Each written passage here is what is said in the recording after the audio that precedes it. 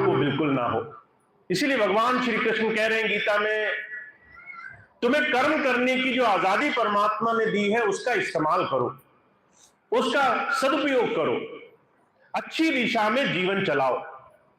पहले अपने घर में अपने दायित्व से, अपने स्वभाव से, अपनी करनी और कथनी से जीवन में उस दिशा में बढ़ना शुरू करो जहां कुछ अच्छाई होगी, और उसका परिणाम उस परमात्मा के हाथ पर छोड़ दो।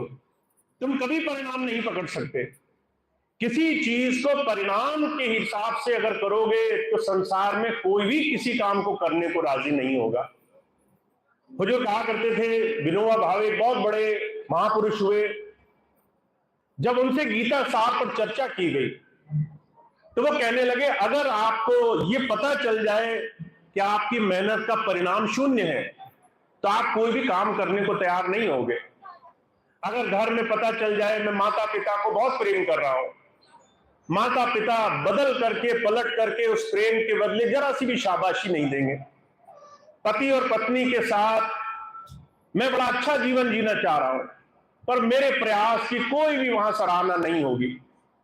बच्चे को बहुत पढ़ाना है पर वो समझेगा नहीं। अगर आप ये सोच करके कोई काम करने लगे कि मुझे परिणाम मिलेगा तो ही मैं करूंगा, तो विनोबा भावे जी कहते हैं तुम उस परिणाम के लालच में कर्म करना ही छोड़ दोगे। बहुत से लोग आपको ऐसे मिलेंगे जो कहेंगे अगर मुझे फायदा ही नहीं होता तो मैं काम क्यों करूं। पर हुजूर कहते हैं फायदे के लालच में, सिर्फ भरे की आशा में किए जाने वाला कर्म कभी फलीभूत नहीं होता है। इसीलिए आपको कर्म कांड से बचना है। हर एक वो चीज जो आपको सिर्फ ये धोखा दे कि आप कुछ कर रहे हो और उसका परिणाम सिर्फ आपके वो बाहरी ऐसे काम हो जो उलझाने वाले हो, उससे हट करके अच्छी दिशा में कदम बढ़ाना है।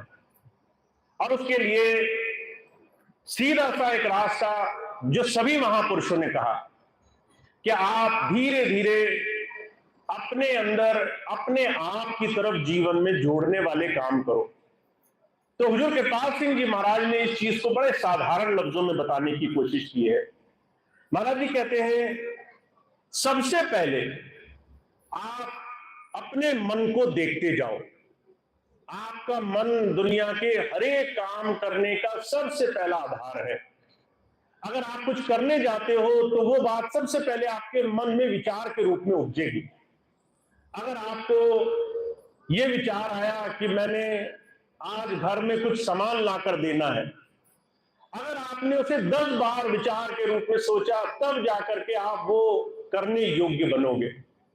कोई भी काम करने से पहले उसका बीज मन में पड़ेगा, विचारों में पड़ेगा। विचारों पर अगर आपने संयम साधना शुरू कर दिया तो आपका संसार में जो सबसे ऊंचा सम्मान मनुष्य रूप में होना है वो आपको प्राप्त होगा। आपको पहले अपने विचारों का संयम जीवन में ले आना है। तो जो कहते हैं इसको जैसे जैसे आप साधोगे, जैसे जैसे अपने विचारों पर, जैसे जैसे अपने आप पर आपका ध्यान रहेगा, वैसे ही आपके जीवन के सही दिशा में जाने का साधन बनने लग जाएगा। तो आपको सबसे पहले जीवन में सही दिशा में बढ़ने के लिए प्रतिबद्ध होकर के अपने आप पर धीरे धीरे सुधार की स्थिति लानी है। और यह बात ऐसा नहीं कि महापुरुषों ने दूसरों के लिए कहा, दुनिया के हर एक महापुरुष ने पहले इन साधनों को जीवन में खुद करके देखा है। आप किसी भी विद्वान, किसी भी योगी, किसी भी साधक, किसी भी संत महापुरुष को देखो, का पहले दाता सिख भया जिन तनमन अर्पाशीष, पाछे दाता गुरु भया जिन नाम तरी बख्शीश। अगर परमात्मा भी संसार में आया तो पहले उसने शिष्य धर्म को सिखाने की कोशिश करी है। भगवान राम आए, वो चाहते तो उस परमात्मा की शक्ति का इस्तेमाल करके ऐसे ही संसार से बुराई का नाश कर सकते थे। रावण का नाश करने के लिए पूरा खेल खेलने की क्या जरूरत थी। अगर भगवान कृष्ण का जीवन देखो, अगर बुराई का ही नाश करना था तो वो तो एक क्षण में कर सकते थे। पर वो आए संसार में तो उन्होंने पहले इस शरीर की, अपने जीवन की, अपने संयम की मर्यादा रखी है। पहले वो शिष्य बने, पहले उन्होंने अपने जीवन में मर्यादा पुरुषोत्तम का अपने शरीर से, अपने जीवन से, अपने स्वभाव से कैसे आप सबसे ऊंची स्थिति पे पहुंचोगे, उसका उदाहरण प्रस्तुत किया है। हुजूर कहा करते थे, संतों ने जीवन में अपने आचरण से पहले आपके सामने उदाहरण प्रस्तुत किया है। इसी बात को हुजूर कृपाल सिंह जी महाराज कहा करते थे। एक बार पति पत्नी अपने बच्चे की शिकायत लेकर महाराज जी के पास गए और महाराज जी से कहने लगे, बच्चा बड़ा उदंड है, बड़ी शैतानी करता है, खूब लड़ाई करता है, खूब चीखता चिल्लाता है, नहीं समझ में आता इसका सुधार कैसे होगा। महाराज जी कहने लगे कि भाई सबसे पहले अपना उदाहरण प्रस्तुत करो, बी एग्जाम्पल। सबसे पहले ये दिखाओ कि तुम इसी तरह की उद्दंडता किसी और रूप में तो नहीं करते, तुम्हारे ही अंदर ऐसी शैतानियां तो नहीं है। महाराज जी कहने लगे, तुम जो बोलोगे और जो तुम करोगे दोनों में बहुत बड़ा अंतर होगा। जो तुम बोलोगे वो संसार ग्रहण नहीं करेगा, जो तुम खुद करते हो लोग उससे तुम्हारी तुलना करेंगे। तुम्हारा अपना जीवन जिस अभ्यास पर चलेगा वही दुनिया के सामने उदाहरण होगा। तो संत आते हैं, पहले अपना जीवन उदाहरण के रूप में प्रस्तुत करते हैं। पहले उन्होंने खुद संयम किया, पहले उन्होंने खुद जीवन में साधना करी। तो जो कहते हैं, वो दाता भी आया तो पहले शिष्य बना, और शिष्य बन करके उसने आपके और हमारे सामने क्या उदाहरण रखा कि हमें अपना जीवन, ये जो मनुष्य का शरीर है, इसे हमने सही तरीके से उपयोग में लाना है। गुरु मच्छिंद्र नाथ जी हुए गुरु गोरखनाथ जी के गुरु, जिनके नाम से आज गोरखपुर पड़ा हुआ है। उनके पास जब गोरखनाथ जी गए अपने गुरु जी के पास और कहने लगे, महाराज सार तत्व बताइए, एक छोटी सी चीज बताइए कि मैं अपने जीवन में आपके बताए हुए रास्ते पर चल सकूं। तो गुरु जी कहने लगे, ये जो तुम्हारा शरीर है ना, ये शरीर तुम्हारा तंत्र है। इस शरीर को तुम ऐसे इस्तेमाल करो जैसे ये तुम्हें एक बहुत बड़े काम के लिए दिया गया हो। इस शरीर के अंदर की, इस मन के अंदर की, इस विचार शक्ति के अंदर की हर एक शक्ति का सही दिशा में उपयोग करो। उन्होंने कहा कैसे करें, तो उन्होंने एक शब्द लिखा है, कहा बंगला अजब बना दरवेश जामे नारायण परवेश। ये जो हमारा शरीर है, ये परमात्मा ने अपना मंदिर बना कर हमें दिया है और इसके अंदर नारायण खुद बैठा हुआ है। कहा या बंगले में 9 दरवाजे 20 पवन का खंबा, इसके अंदर ऐसे द्वार हैं जो बाहर की तरफ खुल रहे हैं और एक ऐसा द्वार है जो अंदर की तरफ खुल रहा है। और कहते हैं इसी शरीर में तुम अगर सही तरीके से साधन करना सीख गए तो तुम्हें अपने जीवन में कुछ भी और करना शेष नहीं रहेगा। तो जो कहते हैं, आप और हम जब किसी संत की शरण में जाते हैं तो हमारे पास 2 बहुत बड़ी शक्तियां हैं। पहली ये कि वो जीवंत रूप में अपना उदाहरण दे रहा है, ये दिखाने की कोशिश कर रहा है कि तुम्हें ये जो जीवन मिला है, ये जो गृहस्थ मिला है, ये जो तुम्हें तुम्हारी तमाम जिम्मेदारियां मिली हैं, इसका सदुपयोग करो जीवन को संयम में साधने में। इसलिए कबीर साहब बड़ा जोर देकर एक बात कहा करते थे, कहा गृहस्थी सेवे साधु को, साधु सिमरे राम, यहां में कुछ धोखा नहीं सरे दू के काम। एक गृहस्थी के पास जाओ, उसका पूरा दिन देखो 1000 तरह की चिंताओं में लगा है, वो मन से भी परेशान है, वो शरीर से भी परेशान है, उसके तरह तरह की परेशानियां हैं। और कबीर साहब कहते हैं इसे परेशानी मत मानो, ये तुम्हारे साधने का, तुम्हारे जीवन को सही दिशा में ले जाने के लिए तंत्र दिया है परमात्मा ने। अगर किसी को, हुजूर कहा करते थे, तैराकी सीखनी हो तो उसे पानी में ही उतरना पड़ता है। अगर किसी को कुशल मल्लाह बनना है, अगर समंदर में जहाज चलाना सीखना है तो उसे तूफानों से लड़ना सीखना ही पड़ता है। कोई ठहरे हुए पानी में जहाज नहीं चला पाएगा। तो जो कहा करते थे, इन तमाम संसार के अच्छे बुरे गृहस्थ के हजारों साधनों में संत हमें क्या सिखाना चाहता है? तुम्हें अपने जीवन में अपने संयम को साधना है। तुम्हारे जीवन में तुम्हारा मन तुम्हारे लिए साधा गया, तुम्हारा शरीर तुम्हें साध कर दिया गया। तुम्हारे जीवन में तुम्हें इन तमाम कामों में कैसे सही दिशा में लगना है, ये तुम्हें हर रोज करके देखना है। तो जो कहते हैं, सबसे पहली हमें कृपा दृष्टि तो ये मिली कि गुरु अपना उदाहरण दे रहा है। पहले उसने खुद ये संयम साधा है, पहले उसने खुद अपने मनोवेग को, कि अगर किसी को गुस्सा आ रहा हो कैसे उसे साधा जाए। आप किसी महापुरुष को जाकर देखो, उसके सामने आप कोई बात कहो, वो कैसे उस चीज को समझता है जीवन में। अगर लालच हो, वो कैसे उस चीज को साधता है। अगर संसार की समस्याएं आए, वो कैसे उस चीज को विनम्रता से निभा लेता है। तो जो कहते हैं, हमारे सामने जीवन उदाहरण महापुरुषों ने दिया है, उससे सीखना है। दूसरी चीज, उस चीज को जीवन में उतार करके सीखना है। उस चीज को हर रोज अपने जीवन में कैसे हम इस गृहस्थ में, इस जीवन में कर सकते हैं। यहां से भक्ति की शुरुआत होगी। तो महापुरुष एक ही बात कहते हैं, कहते भाई आपको जंगल बियाबान, आपको बड़े बड़े मठ में जाने की आवश्यकता नहीं है। आपको अपने अंदर मठ बनाने की आवश्यकता है। आपको अपने इस मन रूपी जंगल में मंगल करने की आवश्यकता है। आपको अपने अंदर इस मन की हलचल में शांति बिठाने की आवश्यकता है, और वो आप बाद में नहीं कर पाओगे। मुझे बड़ी अच्छी तरह से याद है, एक बड़े सुंदर वचन सुने मैंने एक महापुरुष के, कि वो कहते थे कि बहुत से लोग कहते हैं कि ये सब काम हम, अगर हमारी युवा अवस्था है उसमें हम नहीं करेंगे। भक्ति काम तो बुढ़ापे का काम है, जब हमारे सारे काम निपट जाए। तो वो महापुरुष कहने लगे, हम सब भोग में लगाया, जिस शरीर से जान जाती रही उसके लिए तुम्हें परमात्मा की याद आई। तो जो कहा करते थे, जो अपने जीवन को, इस शरीर के मोल को समझ गया है, अपनी सांसों के मोल को समझ गया है, वो समझ गया है कि जीवन में आज ये घड़ी, ये क्षण ही आपके लिए सबसे उपयुक्त है। जो अगर कर सकते हो तो अभी करो, और अभी अगर आज तुम नहीं कर सकते तो बाद की कोई कल्पना, कोई मन में आकांक्षा रखना एक बहुत बड़ा धोखा है। तो महापुरुषों ने बड़ा जोर दिया कि आपको और हमको ये जो शरीर मिला, ये जो जीवन मिला, ये सांसों की पूंजी मिली अपने जीवन को साधने के लिए। तो आपको और हमको सिर्फ एक चीज का ध्यान रखना है कि हमें, अगर किसी महापुरुष ने जीवन में कुछ आदर्श प्रस्तुत किए हैं, तो उन आदर्शों को धीरे से जीवन में लाने का प्रयास करें। उस एक चीज को जीवन में उतारने का प्रयास करें।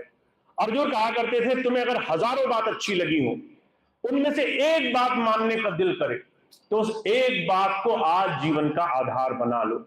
जब घर जाओ और तुम्हें लगे कि आज बहुत सारी बातें कही गई, पर मुझे ये बात अच्छी लगी कि मैं अपने विचारों पर कैसे ध्यान दूंगा, मेरे विचार किसी भी गलत दिशा में, किसी के लिए भी बुराई सोचने में ना लगे, इस पर मैं ध्यान दूंगा। तो यहीं से शुरुआत करो। अगर तुम्हें लगे कि आज मैंने ये सुना कि अगर क्रोध आए तो कैसे क्रोध में थोड़ा शांति से बर्ताव करना है, तो यहां से शुरुआत करो। हुजूर कहा करते थे, अगर तुम्हें बहुत बड़ा काम करना हो तो तुम्हें सारे काम एक साथ करने की जरूरत नहीं है, एक जगह शुरुआत करने की जरूरत है। तो हमारे जीवन में जो विकास हमें चाहिए, जो बदलाव हमें चाहिए, जो परिवर्तन हमें चाहिए, उसकी शुरुआत हम आज से ही करेंगे तो ही होगी। आज ही अपने जीवन में बदलाव लाएंगे तो ही इसकी शुरुआत होगी।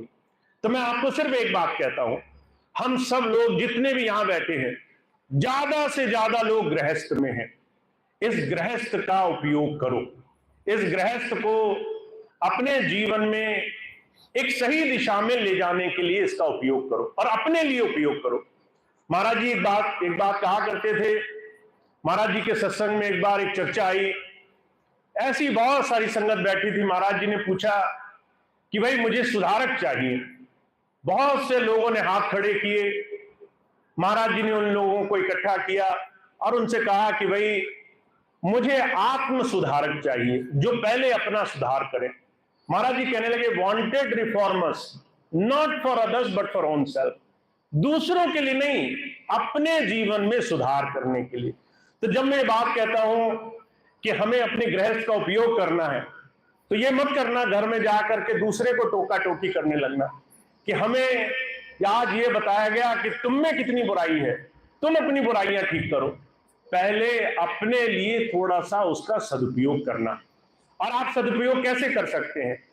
महाराज जी एक छोटा सा उदाहरण कहा करते थे, जब विपत्ति पड़े तो उस विपत्ति में तुम पहले अपने उस प्रभु को याद करना। जब घर जाओ और तुम्हें लगे लड़ाई झगड़े का माहौल है, वहां अपने आप को पीछे खींच लेना, थोड़ा सा अपने गुरु को याद करना। अगर तुम्हें लगे कोई तुम्हारी बात नहीं सुन रहा, तो पहले अपने रूप में उदाहरण प्रस्तुत करना, वहां चीखने चिल्लाने ना लगना, वहां जाकर के हाथ ना छोड़ने लगना, वहां थोड़ा सा उदाहरण प्रस्तुत करना कि भाई तुम मेरी नहीं सुन रहे तो मैं शांति से कैसे व्यवहार कर सकता हूं। हुजूर कहा करते थे, कई बार तुम्हारा उदाहरण तुम्हारी जबान से ज्यादा काम करता है, कई बार तुम्हारा जीवन आचरण तुम्हारी कही बात से ज्यादा असर करता है। तो हमें थोड़ा सा विचार करना है कि हमें इस गृहस्थ में परमात्मा ने ऐसे ही नहीं भेजा, हजार चुनौतियों में इसलिए नहीं भेजा कि ये तुम्हारे जीवन में तुम्हें तोड़ने के लिए है, वो हमें मजबूत करना चाहता है। इसलिए कबीर साहब बड़ा जोर देकर कहते हैं, कहा गुरु कुम्हार सिख कुंभ है, गड़गड़ काड़े खोट, अंदर हाथ उभारता बाहर देता चोट। वो परमात्मा तुम्हें जब बनाना चाहता है तो वो तुम्हें ऐसी ऐसी परिस्थितियों में डालता है जहां तुम मजबूत हो सको, जहां तुम अपने आप को पक्का कर सको। पर कबीर साहब कहते हैं, अगर तुम्हें उसके अंदर का हाथ, उस घड़े के अंदर जो दूसरा हाथ सहारे के लिए उस कुम्हार ने लगाया है, वो दिखने लग जाए, तो तुम्हें उस चोट का, बाहरी तरह तरह की परेशानियों का, विपत्तियों का इतना एहसास नहीं होगा। तुम्हें ये पता है तुम्हारे अंदर जो सहारा है वही तुम्हारे लिए काफी है। तो आप इस बात को समझें, आपके जीवन में आपका अंदर से जुड़ना आपके बाहरी जीवन को बड़ा सुंदर बनाने का साधन है। आपका बाहरी जीवन अच्छा हो, इसके लिए आपका अंदर विश्वास, भरोसा होना बहुत जरूरी कदम है। ये आपकी वो बुनियाद है जो आपको इस संसार के हर एक विपत्ति में बड़ी आसानी से निकाल कर ले जाएगी। आप संसार की विपत्तियों को अपने जीवन का मजबूती का साधन समझोगे, आप हर एक परेशानी को समाधान समझोगे, आप हर एक कष्ट को अपने जीवन में अपने आप को पूर्ण बनाने का साधन समझोगे। तो आप और हम बहुत भाग्यशाली हैं। जो हम जीवन जी रहे हैं इसमें चमत्कार ही चमत्कार है, अगर ऐसी नजर बन जाए तो, अगर हमने उस तरीके से देखना शुरू किया है तो आप अपने जीवन को इस तरीके से देखो, अपने जीवन को उस प्रभु की कृपा मानो। इस जीवन के हर एक काम में, चाहे बहुत ही बुरा समय आ रहा हो, उसको भी कहीं ना कहीं अपने जीवन के बहुत बड़े कर्मों का इलाज मानो। उस नजर से देखना शुरू करो और आपको धीरे धीरे जीवन का एक दूसरा स्वरूप दिखाई देने लग जाएगा। तो स्वामी जी इसी बात को समझा रहे हैं कि आपको और हमको निरंतर सिर्फ एक प्रयास करना चाहिए, आज जहां हम हैं वहां से हम आगे जा सके, एक कदम हम आगे बढ़ा सके। हुजूर बड़ी सुंदर की मिसाल कहा करते थे, मछली जब पानी में तैरती है तो वो बहाव के विपरीत तैरती है, बहाव के विरुद्ध तैरती है। जब मछली बहाव के साथ तैरने शुरू हो जाए तो उसको मरा हुआ माना जाता है, तब कहते हैं उसके प्राण चले गए, क्योंकि उसने बहाव के विपरीत संघर्ष और चुनौतियों से लड़ना छोड़ दिया, उसने जीवन में आगे बढ़ने का तरीका छोड़ दिया। तो हमें अपने जीवन में अगर चुनौतियां नहीं चाहिए, परेशानी नहीं चाहिए, कष्ट नहीं चाहिए, तो समझ लीजिए हम मृत्यु का तरीका ढूंढ रहे हैं। हम जीवन में अगर समाधान सिर्फ इस बात के लिए ढूंढने की कोई परेशानी ना हो, तो समझ लो हम अंत की तरफ भाग रहे हैं। और एक बड़ी सुंदर बात मैंने सुनी थी, हुजूर कहा करते थे, बहुत से लोग कहते हैं हमें मोक्ष मिल जाए, पर मोक्ष क्या है इस बात को कोई समझता नहीं। लोग सोचते हैं मरने के बाद मोक्ष मिलेगा, पर हुजूर कहा करते थे मोक्ष अगर मरने के बाद मिले और तुम्हें लगे कि मोक्ष ही इलाज है, तो तुम फिर कल का इंतजार क्यों कर रहे हो? उसके लिए तो तुम्हारे लिए आज ही सबसे उपयुक्त समय है। पर जिस मोक्ष को हम मान रहे हैं वो हमारी जीवन की बुराइयों से, तमाम परेशानियों से, तमाम संसार के बंधनों से जीतने का तरीका है। कैसे आप हर एक रास्ते में जीवन में विजेता बन करके, पक्के बन करके बाहर निकलोगे। तो कबीर साहब एक ही बात कह रहे हैं, बाहर चोट लगेगी पर अंदर हाथ रहेगा। अंदर का हाथ देखने का नजरिया बना लो, अंदर जुड़ो, थोड़ा सा उस मालिक पर भरोसा रखो, तुम्हारे बाहर के काम तुम्हारे लिए समाधान बन जाएंगे। तो इतनी बात जो स्वामी जी महाराज कह रहे हैं, जीवन को सच्चा सुच्चा बनाना है, जीवन को बेहतर बनाना है, घर से शुरुआत करनी है। ये जो गृहस्थ है इसमें जाकर के कैसे संयम रख सकते हो, कैसे प्रेम रख सकते हो, कैसे सबको मिलाकर रख सकते हो, इसको जीवन का आधार बना लेना है। इसी में तुम्हारा नाम जुड़ने लग जाएगा, इसी में तुम्हारा अंदर से जुड़ाव बनने लग जाएगा। तो इतनी बात जो हमें जीवन में लानी है, अभ्यास के तौर पर इसको जीवन का आधार बनाना है। तो इतनी बात धीरे धीरे अपने जीवन को उस मालिक के साथ जोड़ने का तरीका जरूर जीवन में ले आए। तो इतनी बात कहकर मैं अपनी बात समाप्त करता हूँ। आज का ये सत्संग कार्यक्रम समाप्त होगा। एक दो खास बातें मैं आपको बताऊं और उसके बाद प्रार्थना होगी। सबसे पहली बात यह है, लखनऊ और आसपास के जितने भी भाई बहनों ने इस बार सेवा के प्रयोजनों में बहुत बहुत मेहनत की है, मैं विशेष रूप से उन्हें बहुत धन्यवाद देना चाहता हूं। आप सबने महसूस किया होगा, कुछ महीने पहले भी आप इस आश्रम में आते रहे, इस बार भी आप इस आश्रम में आज पहुंचे हैं। बहुत से प्रयास हमारे भाई बहनों ने ऐसे किए जिससे इस हमारे आश्रम, इस डेरे की व्यवस्था हमें बहुत सुंदर इस बार लगी होगी। तो इसके लिए बहुत से भाई बहनों ने प्रयास किया है। उनका प्रेम भाव, उनका लगन, उनकी सेवा, उनका जुड़ाव, उनकी जो चाहना इस आश्रम को, अपनी लखनऊ की संगत को, अपने आसपास के क्षेत्र को फिर से सही दिशा में ले जाने के लिए जो उन्होंने बड़ा सुंदर प्रयास शुरू किया है, उसके लिए बहुत बहुत धन्यवाद के पात्र हैं। हम सभी लोग हर एक उस भाई बहन का जो सत्संग के माध्यम से, जो सेवा के माध्यम से, जो आपसी भाईचारे प्रेम के माध्यम से, या फिर एक दूसरे को आगे बढ़ाने के लिए जो भी वैचारिक सहयोग कर रहे हैं, किसी भी माध्यम से एक दूसरे का सहयोग कर रहे हैं, वो इस सेवा के सही मायने में सही पात्र हैं, जो किसी भी दिशा से हर एक भाई को आगे बढ़ाने का प्रयास कर रहे हैं।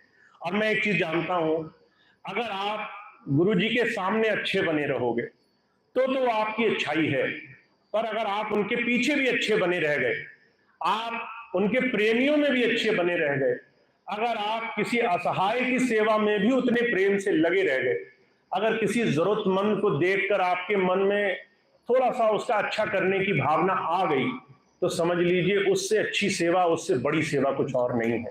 तो आप बहुत प्रेम से इस काम में लगे हैं, उसके लिए आप बहुत धन्यवाद के पात्र हैं। एक बात और मैं हमेशा सभी भाई बहनों को बताने की कोशिश करता हूं कि आप थोड़ा सा अपने जीवन में अपना ध्यान जरूर रखें, क्योंकि अगर आप अपना ध्यान नहीं रखेंगे, बहुत से लोग क्या करते हैं कि हमेशा ये कहते हैं कि हमारे पास समय नहीं है, फुर्सत नहीं है। पर आप जब भी कुछ करते हैं तो आप जो अपने लिए जो आप जिस तरह से व्यवहार करते हैं, उसी का असर संसार में लोग आपसे लेंगे। आप जो कर रहे हो और जो आप कह रहे हो उसमें अंतर नहीं होना चाहिए। बहुत से लोग दिन भर भागते दौड़ते रहते हैं, कभी 2 मिनट समय नहीं निकालेंगे कि शांति से बैठे, कभी घर परिवार में थोड़ा सा समय नहीं देंगे, कभी इस तरीके से समय नहीं देंगे कि अपने शरीर और स्वास्थ्य के लिए कुछ अपना थोड़ा सा ध्यान दें। अभी पिछले दिनों एक बहन जी आई मेरे पास, एक बड़ा सा लिफाफा लेकर के। मैंने कहा इसमें क्या है? कहने लगी इस पे हाथ लगा दीजिए, प्रसाद बना दीजिए। मैंने कहा इसमें क्या है? तो कहने लगी दवाइयां भरी हुई हैं। तो वो दवाई इतनी सारी थी कि आप 1-2 किलो जो मिठाई लाते होंगे, इतना बड़ा वो थैला नजर आया। मैंने उनसे पूछा ये किसकी दवाई है? कहने लगी मेरी दवाई है। तो वो हर रोज बहन इतनी दवाई खाती थी कि जितना आप आधी थाली भोजन खा सकते हो, इतनी दवाइयां वो खा रही थी। किस चीज की परेशानी?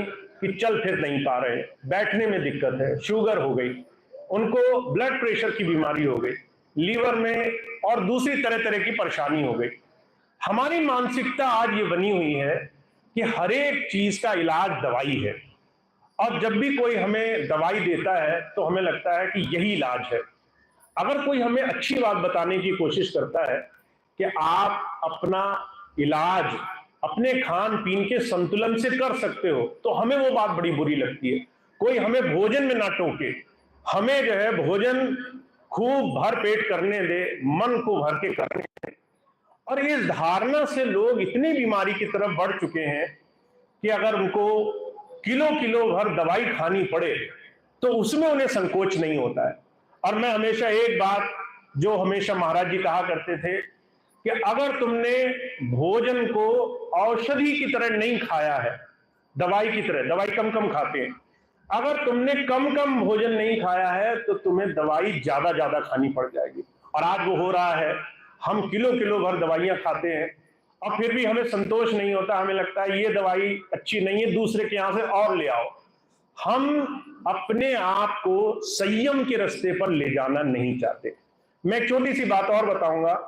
हमारे घरों में, भारतीय संस्कृति में एक छोटा सा एक नियम है कि हम एक दूसरे का सत्कार करते हैं, हम एक दूसरे को प्यार से खिलाना चाहते हैं, हमें एक दूसरे का सत्कार भोजन से करना अच्छा लगता है। मैं बनबसा गया इधर हल्द्वानी की तरफ, वहां पे सत्संगी बहन जी थी, हम उनके घर गए, वो इतनी प्रेम में थी कि खूब सारी मिठाइयां ले आई। और जब हमने मना किया कि मिठाई हम नहीं खाते, तो वो जबरदस्ती कि अरे भैया जी एक तो खाना पड़ेगा, जबरदस्ती वो मुंह में डालने के लिए बहुत जोर करने लगी। आपके साथ भी ऐसा होता होगा, जब आप किसी के पास जाएं तो लोग प्यार में, सत्कार में, अच्छाई में, कि एक की जगह नहीं है 2 खा लो, 4 खा लो। सत्कार करने में बुराई नहीं है, दूसरे को सत्कार करो पर अपना भी ध्यान रखो। आपको पता है आपकी सीमा कम है, प्यार में, भलाई में आप उस चीज को ज्यादा आहार मत बनाओ। कई बार मैं देखता हूं, लोग देखते हैं खाना बच गया, तो खाना बच गया तो क्या करें, अपने अंदर ही डाल लें, क्योंकि बचा के कहां रखना है। तो वो कहते हैं कि कहीं और फेंकने से अच्छा अपने अंदर फेंक लो, और वो आहार को भोग की तरह इस्तेमाल कर रहे हैं। आप इस चीज पर, इसको आसान समझते होंगे कि खाना अगर बच जाए तो बचने का मतलब है कि उसको क्यों फेंकना, क्यों खराब करना, हम ही खा लेते हैं। पर आप जब रोगी हो जाएंगे तो आपका दूसरी चीजें इलाज नहीं कर पाएंगी। तो मैं आपको एक छोटी सी चीज बताता हूं, अगर आप भोजन का संतुलन समझ जाएं तो आपकी आधी परेशानियां दूर हो जाएंगी। और मैं ये बात क्यों कहता हूं, अभी पिछले दिनों एक सत्संग में मैं गया, अगर 100 लोग मुझसे मिलने आए तो 99 लोग ऐसे थे जो कहते थे भैया जी मैं शरीर से बहुत परेशान हूं, मेरे शरीर में तकलीफ है, मेरे शरीर में वजन बढ़ गया, मेरे शरीर में यहां दर्द, वहां दर्द। और आप भी जब ये बात सुन रहे होंगे तो बहुत से लोग शायद अपनी कल्पना कर रहे होंगे कि ये तो मेरे बारे में बात हो रही है, मैं भी शायद इसी गिनती में हूं। आप भोजन का संतुलन करके बहुत कुछ संभाल सकते हो। तो मेरे 2-3 मैंने इसके नियम बनाए हुए हैं। महाराज जी का नियम मैं आपको बताता हूं। महाराज जी कहते थे खाने की थाली जब सजे आपके सामने, जब कोई खाने की थाली दे आपको, तो उसको 3 हिस्सों में बांट लेना। एक हिस्सा भोजन, एक हिस्सा पानी, एक हिस्सा हवा का। अपने थाली को पूरा भरा भोजन से, तो वो आपको आज नहीं कल नहीं 2-4 साल बाद बहुत रोग और कष्ट में ले जाएगी। एकदम तो नहीं पता चलेगा, पर धीरे धीरे आप कष्ट में पहुंच जाएंगे।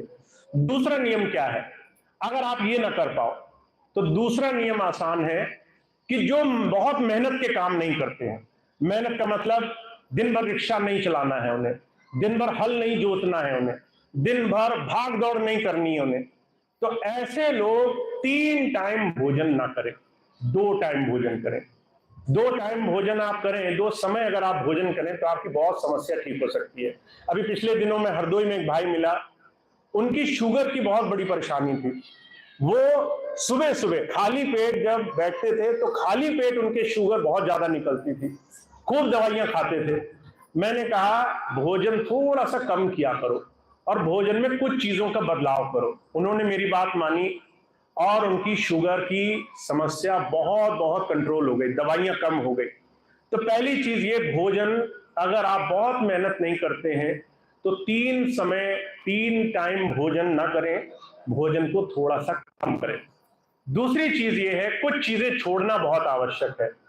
मैंने कुछ चीजें छोड़ रखी हैं, मैं कोशिश करता हूं उन चीजों को मैं अपने भोजन में ना करूं। वही चीज मैं आपको बताता हूं, जो मैं करता नहीं वही मैं आपको बताता हूं। तो मैंने 4-5 चीजें कोशिश की है उसका ज्यादा से ज्यादा परित्याग किया जाए। पहली चीज, सफेद नमक। नमक ऐसी चीज है जो आपको बहुत ज्यादा परेशानी में डाल सकता है। सफेद नमक की जगह आप कोई भी दूसरा नमक इस्तेमाल कर सकते हैं। सेंधा नमक इस्तेमाल करें, दूसरा नमक इस्तेमाल करें। सफेद चीनी, सफेद चीनी तो आपको अभी से छोड़ देनी चाहिए, यहां से जाते जाते छोड़ देनी चाहिए। बहुत से लोग जो मिठाइयां लाते हैं, मैंने उनको हाथ जोड़कर विनम्र निवेदन किया कि हमारे यहाँ गुड़ चने का प्रसाद बनता है, वही खाइए, वही खिलाइए। बहुत ज्यादा चीनी या बहुत ज्यादा मिठाइयों का सेवन मत करिए। अभी पिछले दिनों मैं एक बहन जी से मिला, जलंधर में सत्संग हुआ, यही बात मैंने वहां कही। तो बहन जी आकर कहने लगी हम तो चीनी को हाथ नहीं लगाते। तो उनके साथ एक दूसरी बहन थी, कहने लगी ये चाय में ज्यादा चीनी पीती है, ये दूसरी चीजों में ज्यादा चीनी पीती है। हम सोचते हैं चीनी खाने की बात की जा रही है, दूसरी चीजों में जो आप चीनी का इस्तेमाल करते हैं वो गिनती में नहीं है, उसे भी गिनती मानिए। चीनी को अगर आप मिठाई में डालकर खाएं, चीनी को अगर आप चाय में डालकर पिए, चीनी को अगर किसी और तरीके से इस्तेमाल करें, वो चीनी ही है। अगर आप बाहर जाएं, गर्मी है, पानी की बजाय आप बहुत सारी ये जो पेय पदार्थ आते हैं वो भी चीनी ही है। आप उसको गिनेंगे नहीं, वो बढ़ती जाएगी। तो आपको चीनी का सेवन खत्म कर देना है, उसका विकल्प ढूंढ लेना है। तो गुड़ आप खा सकते हैं, आप कोई और दूसरी चीजें खा सकते हैं और कम कम खा सकते हैं। अभी पिछले दिनों एक जगह सत्संग हुआ, जब मैंने गुड़ वाली बात कही तो अगले दिन एक भाई 5 किलो गुड़ ले आए और कहने लगे कि हम चीनी नहीं खाएंगे पर गुड़ ज्यादा खा लेंगे। तो ज्यादा भी नहीं खाना है, ऐसा मत करना कि जो चीज मना की जा रही है आप अगले दिन उसका विकल्प दुगना कर दो, कि आज 1 चम्मच चीनी खाते थे अब 1 किलो गुड़ खाने लगे और कहो कि भैया जी ये क्या बताया आपने। तो मेरा कहने का मतलब है संतुलन और साथ में मात्रा। तो आप चीनी ना खाएं, इसका मतलब ये नहीं कि दूसरी चीजें ज्यादा खाएं, आप उन चीजों को संयम में रखें। तीसरी चीज क्या है, आप कोशिश करें जो आपका अनाज है, अनाज का जितना भी बारीक स्वरूप है, चाहे वो मैदा हो चाहे आटा हो, उसको आप मोटे आटे में तब्दील करने की कोशिश करें। अगर आप मोटा आटा खाने लग जाए, आजकल तो हमारे प्रधानमंत्री जी भी यही बात कह रहे हैं, अगर आप मोटा आटा खाने लग जाएं तो आपकी बहुत सारी समस्याएं दूर हो जाएंगी। अगर चौथी चीज मेरी मान लें आप, तो आप चाय कम कर लें। चाय जो है, जितने भाई बहन पीते हैं, अगर 4 चाय पीते हैं तो उसको आधी कर लें। और अगर आप कम करते हैं तो आप जितनी ज्यादा से छोड़ सकते हैं। वैकल्पिक बात दूसरी है, किसी के घर चले गए, कोई कहने लगा, किसी ने जोर दिया, उसकी कोई मनाही नहीं, पर दैनिक रूप से चाय का बहुत ज्यादा सेवन आपको धीरे से कम करना है। मैं देखता हूं बहुत से लोग जब चाय पीते हैं, रखी रह जाती है, उसे दोबारा गर्म करके पीते हैं, फिर जैसे ठंडी हो जाती तो भी पी लेते हैं। ये सारे जितने भी आप काम करते हैं, उससे आप दवाइयों और बीमारियों को अपने जीवन में लाने का काम कर रहे हैं। तो अगर पीनी ही पड़ जाए, बहुत मजबूरी पड़ जाए, तो आप उस चाय को कैसे पिए। मैं आपको एक छोटा सा उदाहरण बताता हूं। हमारी एक सत्संगी बहन जी थी, लक्ष्मी रत्तू बहन जी, चंडीगढ़ से। उनका एक छोटा सा नियम था, जब भी कोई कहता था चाय पी लीजिए तो वो कहती थी आधा देना, तो आधी चाय तो वो वैसे करा लेती थी। फिर कहती थी कि पानी लेकर आओ, कोई पानी लेकर आया, जब तक पानी पिया चाय ठंडी हो गई तो वो कहने लगी कि अब तो ठंडी हो गई। तो आधे समय तो वो चाय ऐसी ही छोड़ जाती थी कि चाय पी नहीं पाए, क्योंकि चाय ठंडी हो गई, चाय आधी रह गई, चाय ठीक नहीं बनी। उन्होंने तरीका बनाया और उस चीज को ज्यादा से ज्यादा छोड़ने का प्रयास किया। तो तरीके आपको इजाद करने पड़ेंगे। आप ये मत कहिए कि भैया जी चाय ने हमें पकड़ रखा है, आपको तरीके ढूंढने पड़ेंगे कैसे आप अपने आप को स्वस्थ रखने के लिए कुछ करें। और 5वीं चीज अगर मैं आपको बताऊं, आखिरी चीज, वैसे है तो बहुत सारी मेरे पास, पर आप कहेंगे भैया जी खाना पीना बंद करा दिया हमारा। पांचवी चीज, आखिरी चीज, आप रिफाइंड अगर खाते हैं घर में तो उसको आप धीरे से अपने जीवन से निकाल दें। बहुत सी दूसरी चीजें आप खा सकते हैं, बहुत से अच्छे तेल आते हैं, चाहे वो सरसों का तेल हो, चाहे वो घी हो, अच्छी चीजें आप खाएं, मनाही कुछ नहीं है।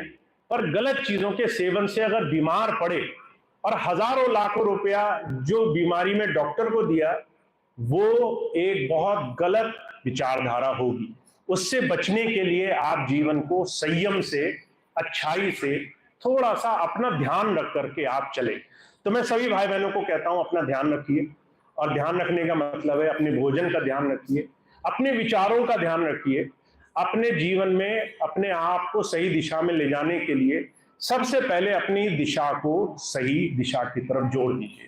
तो इतनी बात मैं कहूंगा, आपको अच्छी लगे आप जरूर माने, आपको बुरी लगे तो भी माने, क्योंकि बात तो माननी ही है, बात माने बगैर गुजारा नहीं होगा। तो आप इस चीज को जरूर जीवन में लाएं ताकि आप इससे जीवन को सही दिशा में ले जा सकें।